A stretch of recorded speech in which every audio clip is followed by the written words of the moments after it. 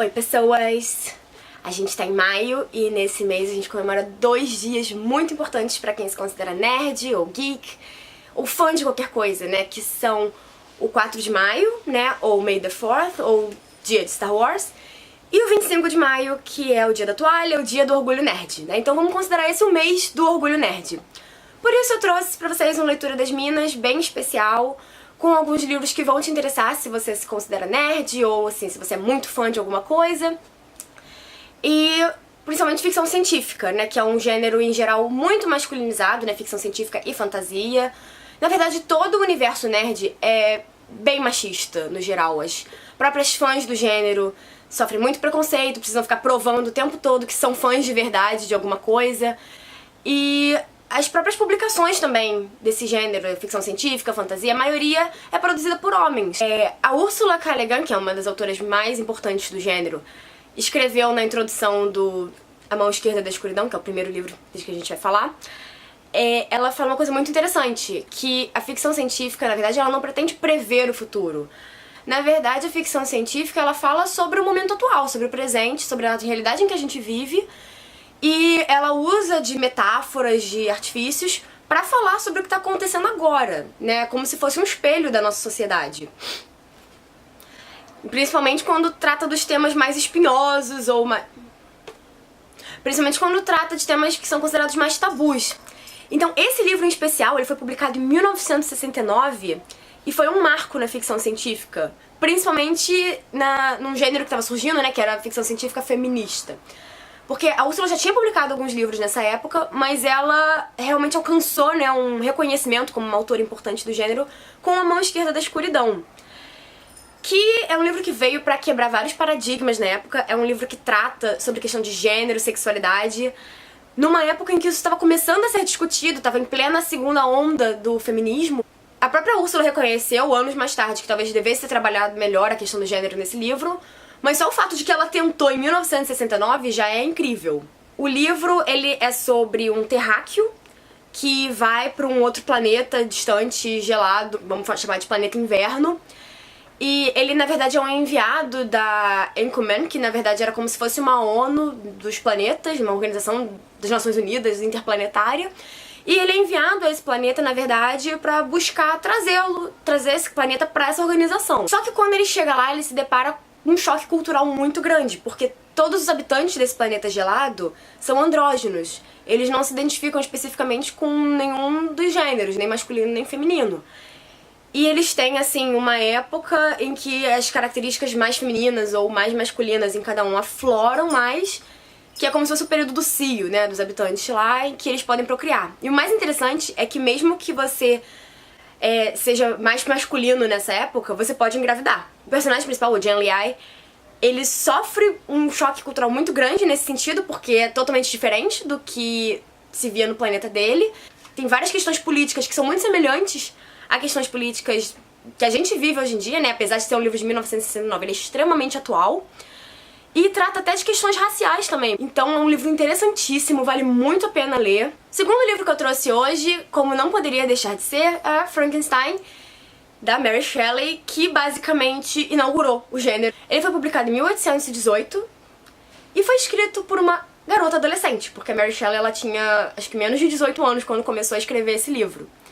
Então, lidem com isso, que a ficção científica foi inaugurada por uma garota adolescente. A história de como esse livro foi escrito, inclusive, é muito interessante, porque tava a Mary Shelley com o marido dela, a meia-irmã e uma galera visitando o Lord Byron na Suíça.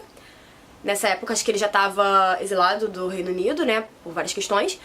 E eles estavam lá curtindo, tava chovendo a beça, não tinha nada pra fazer, tava um saco. E o Lord Byron propõe, então, que cada um escreva um conto de horror, né? Como se fosse uma competição entre o grupo.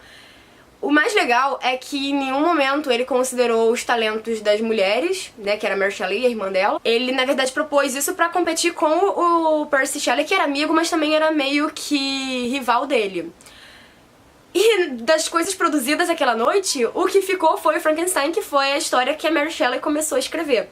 Então, assim, na sua cara, Lord Byron. Frankenstein também é um clássico da ficção científica. O livro é a história de um jovem estudante de medicina, o Dr. Frankenstein, né? Só pra lembrar que Frankenstein é o nome do criador e não da criatura, tá? Não é o nome do monstro. Aliás, uma questão interessante nesse livro é: quem é o monstro? É a criatura ou é o criador? Esse jovem, brilhante, branco, classe média, cis, né, resolve brincar de Deus e criar uma nova forma de vida. E o livro trata justamente disso, dos limites do ser humano, dos limites do conhecimento e da sua responsabilidade. E como esse nosso jovem imaturo vai lidar com a responsabilidade do que ele criou. Um outro livro que eu queria trazer pra vocês é um livro relativamente recente, se eu não me engano ele foi publicado pela primeira vez em 2014 e publicado esse ano no Brasil, que é As 15 Primeiras Vidas de Harry August, da Catherine Webb, escrevendo com o pseudônimo de Claire North, uma autora britânica.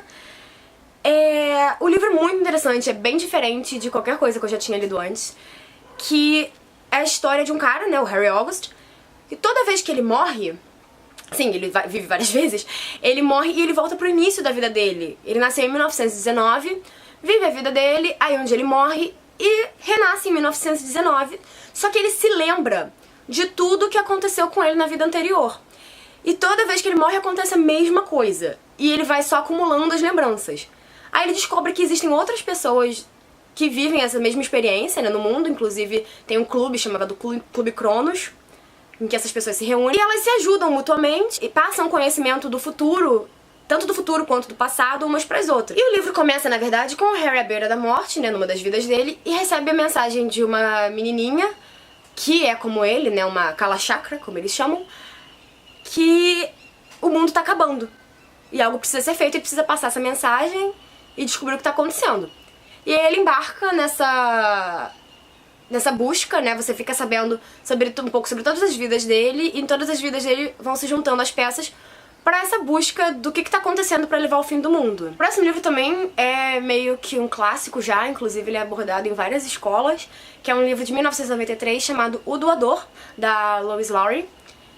É um livro distópico, né? Na verdade, ele começa mostrando uma sociedade supostamente utópica, né? Em que tudo é perfeito, não existe mais dor, não existe mais sofrimento, não existe mais desigualdade.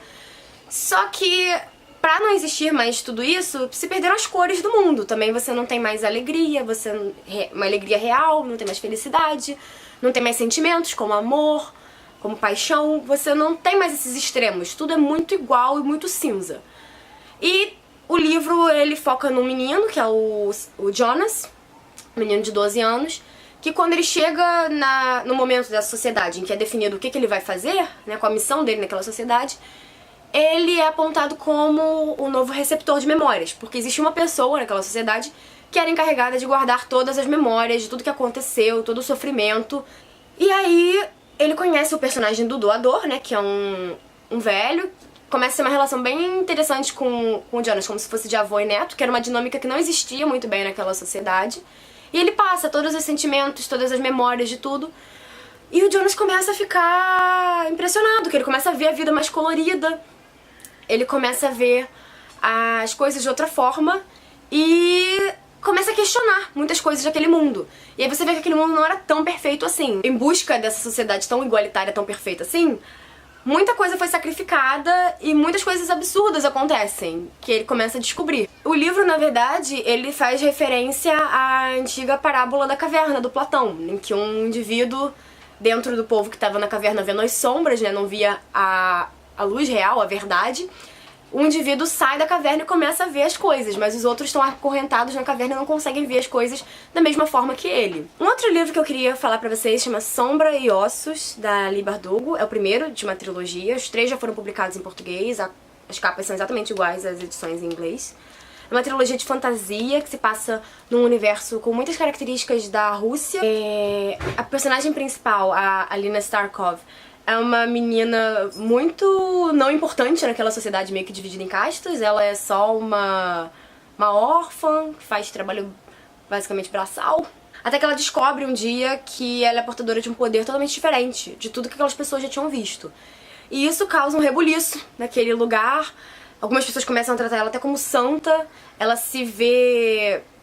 A vida dela muda radicalmente, né? Ela é levada pra corte, ela é a favorita do Darkling, que é um mágico um cara muito poderoso também naquele lugar.